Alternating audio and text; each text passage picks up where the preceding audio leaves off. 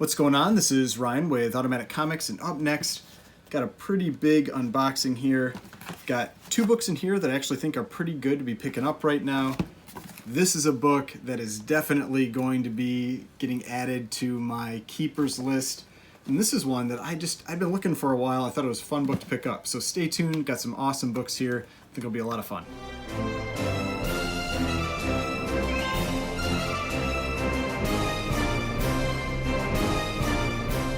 So before we get started, please remember to hit that like button and hit the subscribe button if you'd like to see more content like this. Again, I really appreciate all the comments and the likes and the subscriptions. It really helps the channel. Sharing the video helps. Everything. Really appreciate it. Now, got three boxes here, like I said. I'm going to open this one first. This is a book that I picked up from Superworld, and it's just one that I keep trying to add it. It's not necessarily a book that's going to be a PC book, but just I like getting to have books in my hands, at least at some point. And so this is one of those, and I've never had a copy of this book before. And this is a graded book, which Superworld doesn't actually tend to sell many graded books. I don't think they actually really ever send books out for grading. They generally seem to sell books raw, but if they get books in a collection that are graded, then they sell them graded. And this is actually an old Label CGC book. And so I will definitely be taking a close look at it to see if there's any potential that this book could get an upgrade, but there is no guarantee of that. And that's one of those things I think a lot of people think that if you get an old Label CGC book, and I'm talking the really old labels, not the kind of old labels. If you get an old Label CGC book, there's some guarantee that you're going to be able to get an upgrade. And the reason people think that is because that back in that time period, in the early 2000s, people didn't press or clean their books. They were generally just submitted in and got the grade that they got. And so in a lot of cases, there is an opportunity to improve the grade of a book if you get it pressed and cleaned, but you need to really evaluate that book on its own merits before you take the time to crack it out, get it resubmitted, pay for all that stuff, because there very well could already be the flaws on it that are going to hold it back from getting a higher grade, and then you're just wasting time and money doing that. So if you haven't seen Old Label before, this will be your chance to see what, because a lot of people, they'll say an old Label CGC book, and it's not actually one of the old labels. It's an older label, but this is what an old Label CGC book looks like. And this is Swamp Thing #1. And so the first couple years, they used this label type, which obviously is very different from what you see up here with the big number and everything, because CGC has been pretty consistent in their labels now for about 20 years. They changed to that style, around 20 years ago. I think it was like 2003 or 2002. Now, the first set, they were a slightly different case. They looked a little different, a little flimsier, and they were kind of cloudier, so you didn't have that really bright, clear number there. It's a little cloudier number, a little more gray. And so that's what people often refer to when they're saying old label, but that could have been just a few years ago. And so, yeah, it could be all the way back in 2003 or something. It could also just be a few years ago. But these are the old labels where it's really tiny, numbering and lettering and everything like that. And a lot of times you'll even have some of the grader's notes. They used to put more of the grader's notes on the label there. This is a 9/2 white pages copy, Swamp Thing #1. Just an awesome Bernie Wrightson cover. And what I'll have to do is I'll definitely, I can see a couple little spine ticks on it. Let's see if I can do it. So you can see there are a couple little spine ticks on this, but it's definitely going to be a book that I'm going to take a close look at and see if maybe it has a shot. Maybe it can get that 9/4, because there's nothing that really jumps out as like a major flaw. The corner looks, corners look pretty good. Edges look good, and I'm looking it up on my screen while I'm going. So then, yeah, this corner's good. Top edge is real nice. And so I think the main things, like you can see, there's definitely a color breaking spine tick there. And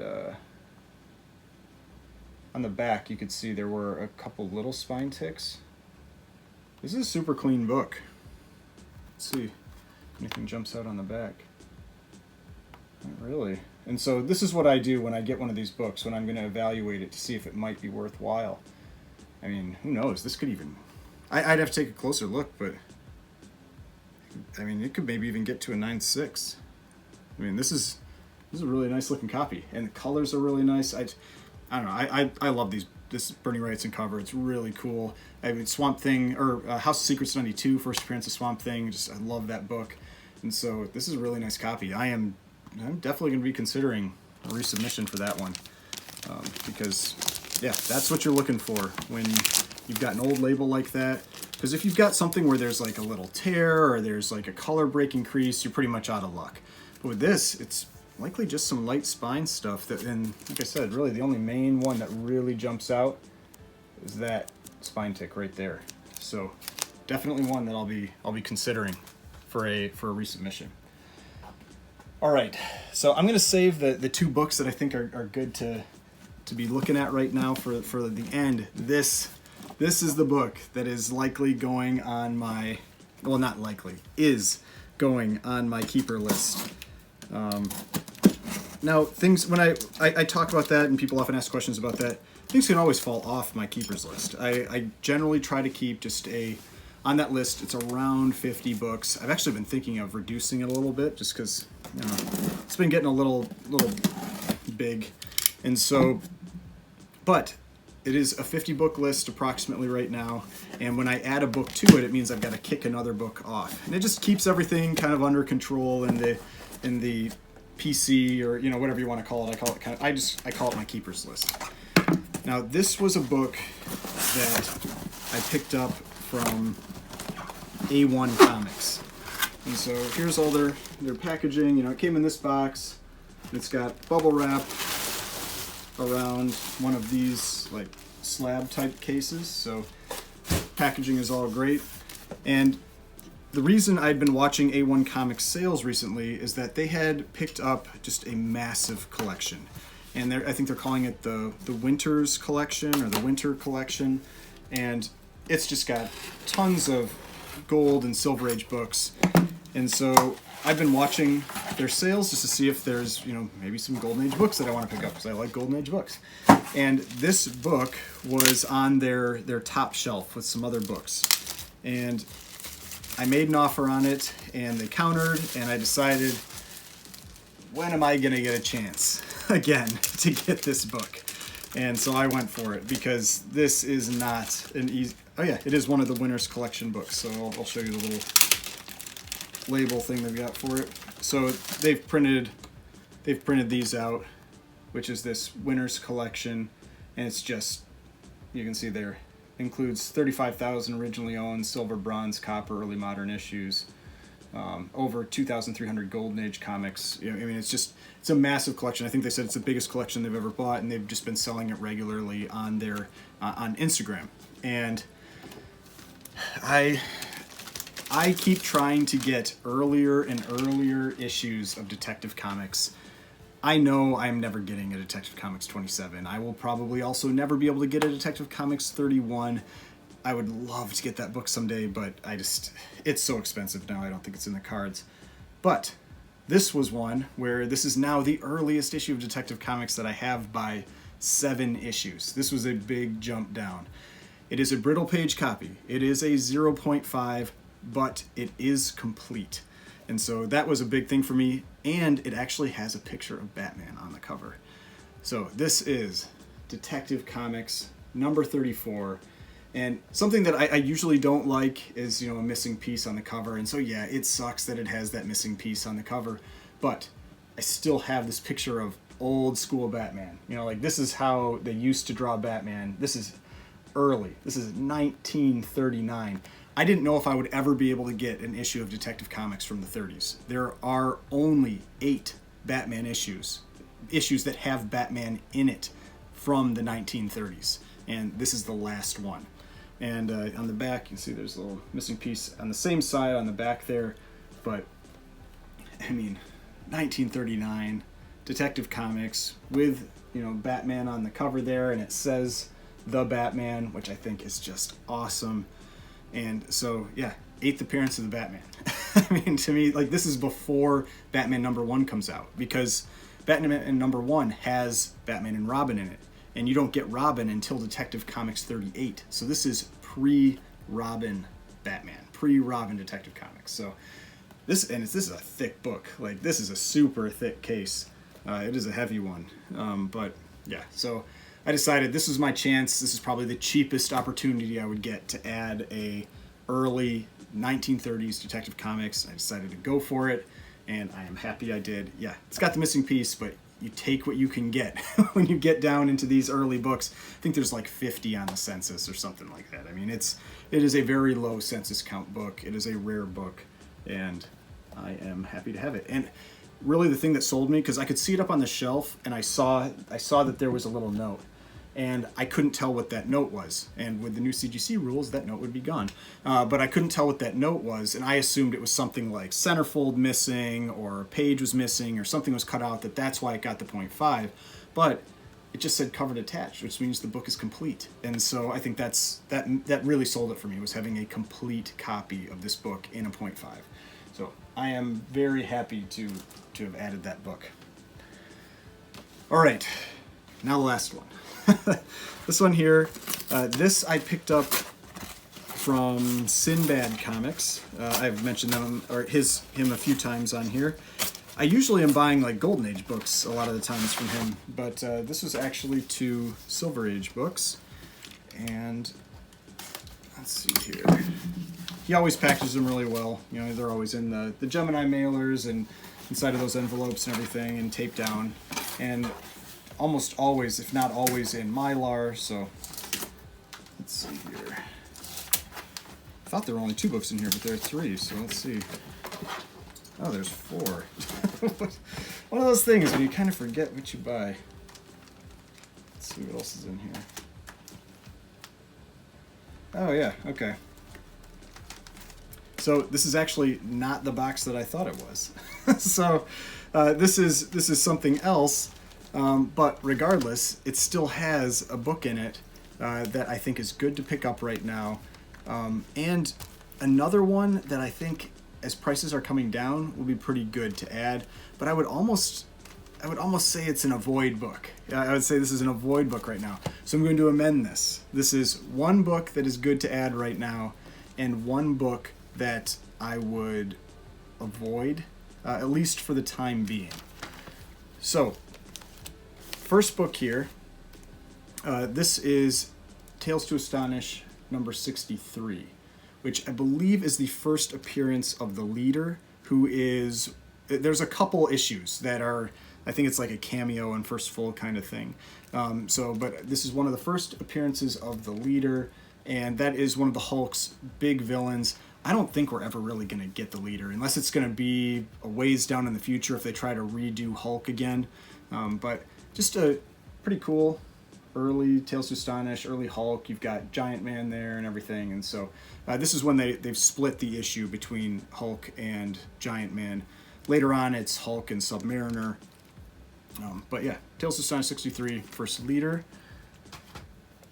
Then I thought this was just a cool book to add. I never had this one. And this is Thor number 133, which is the first appearance of Ego, the Living Planet. This is another one where there's a couple issues that are considered, I think, like first appearances of Ego.